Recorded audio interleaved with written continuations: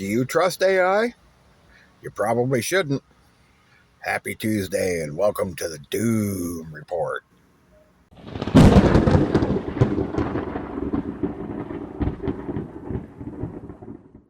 So, just a few days ago, an AI working at Pocket OS, it was a coding agent, so basically an autonomous programming assistant, decided to delete their entire production database, including the backups, and it took about 9 seconds. The AI was using a tool called Cursor, powered by an advanced model, and it was supposed to work in a safe test environment. Well, instead, it executed a command that wiped out their entire database, including things like reservations and business records. The founder of the company said that the AI basically made a decision on its own and later confessed it acted without understanding or consequences. And this isn't the first time this has happened.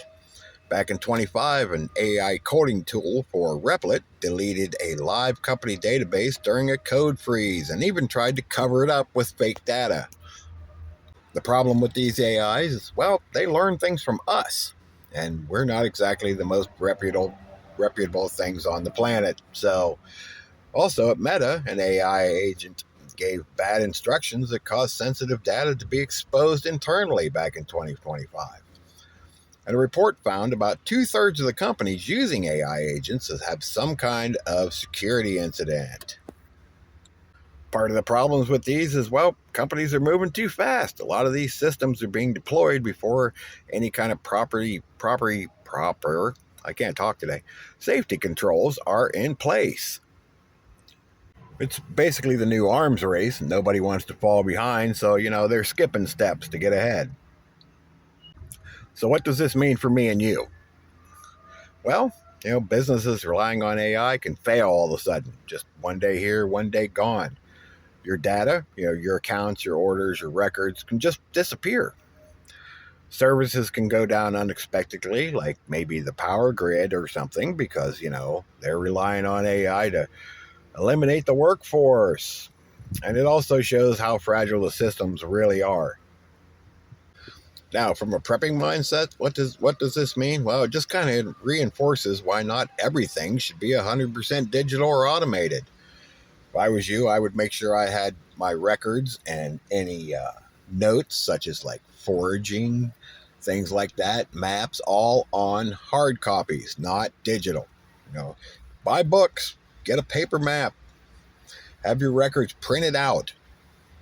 That way you don't have to rely on this. If it decides to wipe out the whole system, well, you've got backups. So now let's get on to the rest of the news.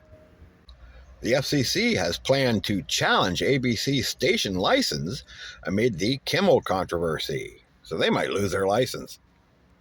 Trump and Marco Rubio has said that Tehran's latest peace proposal falls short. Well, yeah, that's because they want to keep the nuclear material.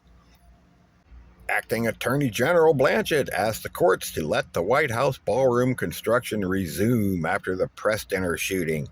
There's some conspiracy theories that this was all fake just to get the ballroom rolling again. I don't know about that, but I see where they're getting that from. Trump claims that Iran told the U.S. it wants the Strait of Hormuz open ASAP, but then, of course, the reports out of Iran are saying something different, so... The Justice Department has indicted former FBI Director James Comey for a second time. Federal and state officials have executed search warrants at daycares, providers, and the Twin Cities in Minnesota. Apparently, they've raided quite a few things here in the last 24 hours, so there's a big crackdown going on, including the Leering Center. Google billionaire Sergey Brin compares California's wealth tax to the Soviet Union's socialism. Yes, don't take the rich people's money. Keep pounding on us poor folks.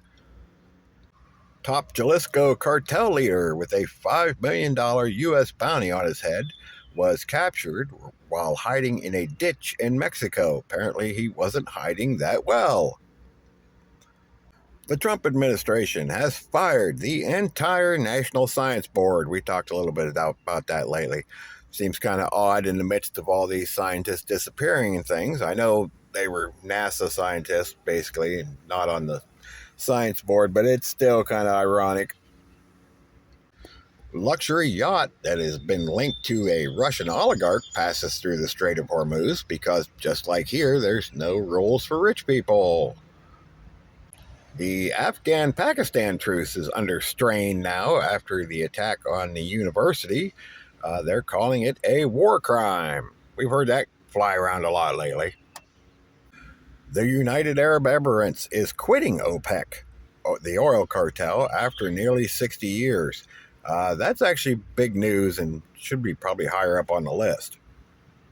U.S. activists plan a May Day economic blackout. No school, no work, no shopping. Honestly, the entire country needs to do this for about a month. See what happens. MERS has said that the U.S. has been humiliated by lack of strategy in the Iranian conflict. Ukraine has summoned their Israeli ambassador over a stolen grain shipment. The shooting at the Correspondents' Dinner has failed to budge Democrats on the Department of Homeland Security shutdown. Mayor Mondami and Menon to announce a delay of New York City's budget amid the Albany inaction. Energy experts expect another spike in oil prices and say there is a day of reckoning coming. Hakeem Jeffries has said that we are in maximum warfare with the GOP, and as the critics came back, he said, I don't give a damn. Violence is escalating in Colombia with dozens of attacks before the presidential vote. Angry employees say it feels like a betrayal as Apple is to close its first unionized store in the U.S. I work in a unionized shop, and we've been recently bought out by a company from the UK, and they are trying to make it as miserable for us as absolutely possible. So I'm on a search for a new job.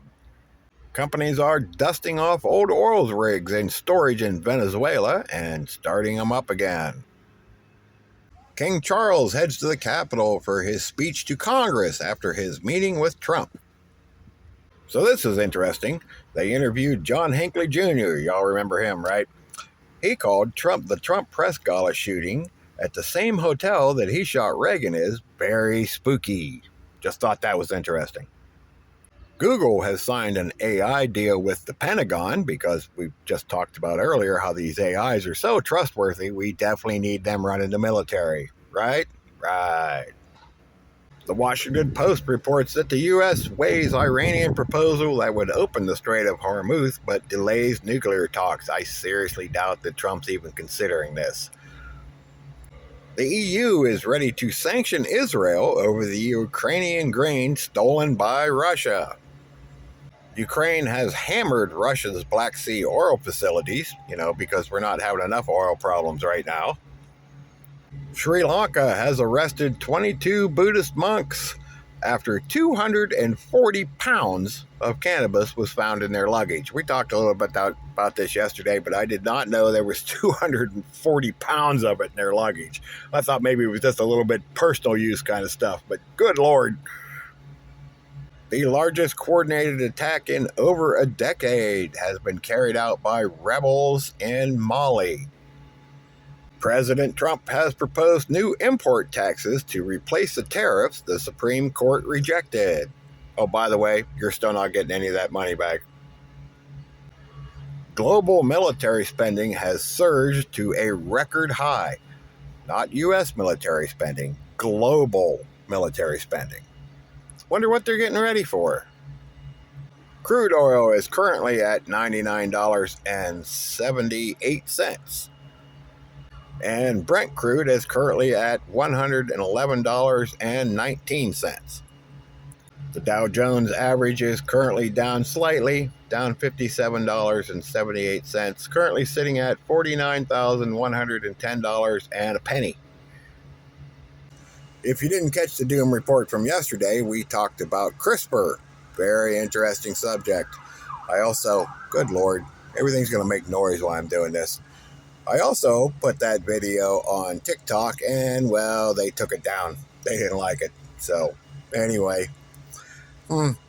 terrible when the truth comes out. Hey, guys, You better stock up on everything you can while you can, because there's some bad stuff headed our way, and we ain't seen the worst of it yet. We're just gearing up. So don't wait for SHTF, because it's not going to wait for you. Have a wonderful Tuesday. This is OVP signing off. We'll see y'all on the next one.